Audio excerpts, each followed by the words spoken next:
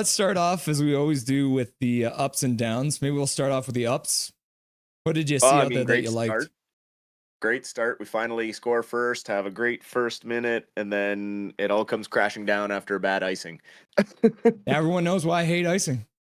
Yeah, just a bad icing, lost face-off, and puck immediately in the net. Granted, really nice tip by Zibanejad there to get it by. Shilov's had a pretty solid period. Definitely kept us in it, stopping 12 of 14 shots faced. So tough luck on that second one. Brandstrom breaking his stick on that hit from Cooley and then having to rush to the bench. That was just kind of a weird play. And yeah, I mean, just a nice breakaway goal there against. And then Sherwood, what a shot.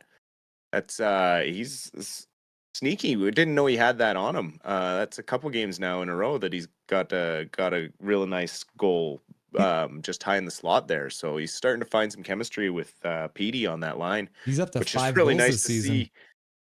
Yeah, I mean, with Petey, that line generated the first goal too, right out of the gate. So I Mhm. mean, if that line can keep clicking, I mean, Lord knows we're gonna need it. Yeah. Yeah. I guess like a down would be actually our face-offs were actually not great. Uh, I mean, the Rangers are also a very good face-off team. They won almost 62% of the face-offs. And despite that, the Canucks still had some decent possession out there. So kind of overcoming the lack of those face-off wins, which is good to see because sometimes you are going to run into a team like this where you aren't winning all the face-offs and still manage, because I think what you saw was they'd lose the face-off, but the Canucks forecheck has probably looked better than any time I've seen all year long. Do you agree with that? Yeah, they're skating hard, getting in there fast. The only one that was a little bit lazy was Joshua there. He stopped the feet move and took the hooking penalty. But other than that, they've been hard in on the forecheck. Sherwood's throwing some big hits already.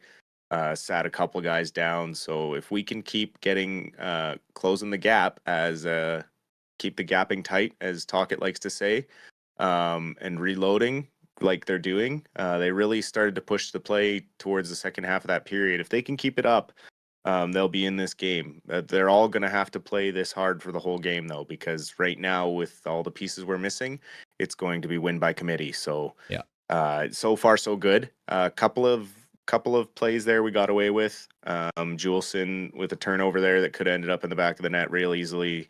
So we'll just need to clean that up in our end a bit. But overall, when it comes to offensively, we just need to keep driving the way we are, and we will have good results for sure. The wild thing that you don't see very often is the Rangers didn't have a single giveaway that entire period, which, I mean, it's one of those stats where it can be a little wonky based on who's keeping track of it, but Hmm. zero giveaways by the Rangers, and they are a very defensively responsible team. So even the fact that the Canucks got 2 goals, because I think when I said at the beginning of the game, I'm pretty sure the Rangers' average goals against is only about 2.2 or something like that per game. Like they're one of the best teams in the Hmm. league. So the fact that the Canucks already have 2 goals, that's a really telling stat for the game so far tonight. Yep. So let's get on to the next topic, because this one we initially talked about this one because obviously last game Miller got benched in the third period. After the game, the reporters asked Talkett, like why was Miller on the bench, and Talkett said, "Well, I wanted to have people on the ice that would help us win the game." Right now, Yes. a couple days later, just this morning, the bomb got dropped on Twitter. JT Miller has unfortunately left the team for personal reasons, which you hate to hear, especially with, obviously earlier in the season, Derek Forbort had to leave the team with his father passing away. So, and when you say personal reasons, an NHL player leaving the team, it's got to be something serious. Hmm. But I think what we wanted to talk about here is the reaction, right? By the Vancouver Absolutely. media, by the Vancouver Twitter. What did you see today Yeah. after that announcement got dropped? I was a little bit frustrated with this need to know everything mentality and entitlement of Canucks fans. This is a personal matter, and this is a person who has a life outside of hockey. All we need to know as fans and as people is that JT Miller has stepped away from the team, and all we need to do is wish him the best, and that he takes this time to get whatever help he needs, or resets however it needs to reset.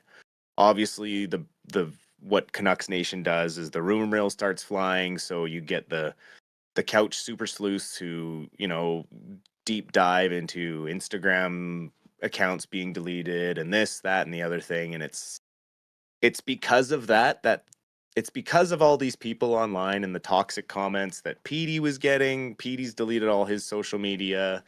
His wife, Natalie, predetermined that there was going to probably be some backlash from this leave.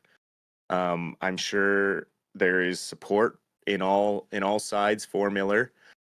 Clearly, something hasn't been right for a little while. He's been ineffective at times. He has looked checked out, and all signs point to this being a mental reset. Someone who has battled a bit of injuries. Maybe they weren't so bad that they keep you out of the lineup, but bad enough that he can't play to the ability he wants to play at, which will eat at you, especially given the passion that JT Miller brings to the game every night. He has said time and time again that Vancouver is his home. He signed a long-term deal here because he wants to be here. He works his butt off for this team. And, you know, there is no reason to start rumors. Maybe some of this is anger boiled over after the Brock situation. Maybe he's playing a little guilty. Maybe he felt he should have done more when that arose. There's all sorts of things with Miller as a leader that could be eating him up right now. And hopefully, he just takes the time. I believe it's been said he's not making the road trip or potentially won't make the road trip. So we're probably looking at 2 weeks of personal leave. And hopefully he can take some time to reset mentally, get some support from the fans, because he gives us everything he's got. So it's up to us to give him everything we've got.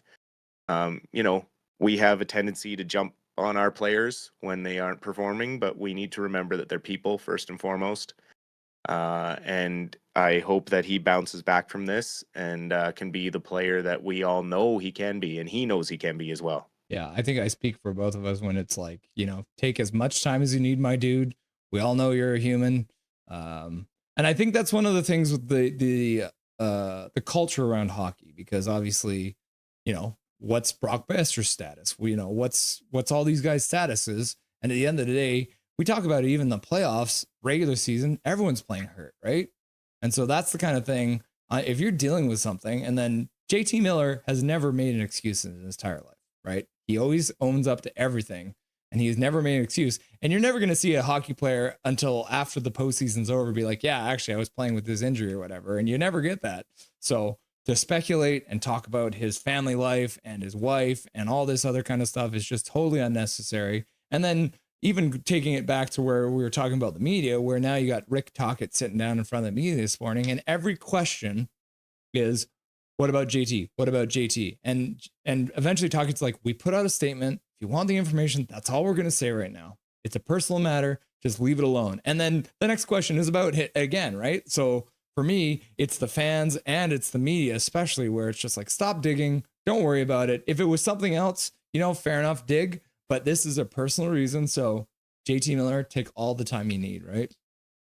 Exactly. And Tocchet handled it with grace, as he always does. He is a very caring coach and demands the best, but at the end of the day, he understands that these people have lives, these kids have lives, and that comes first. Hockey comes second. And as a team, we're a family, and we will all support JT however that he needs. Yeah, I think I saw on Twitter somewhere, like, we hope we hear a JT Miller chant sometime tonight. So I would actually love to see that too.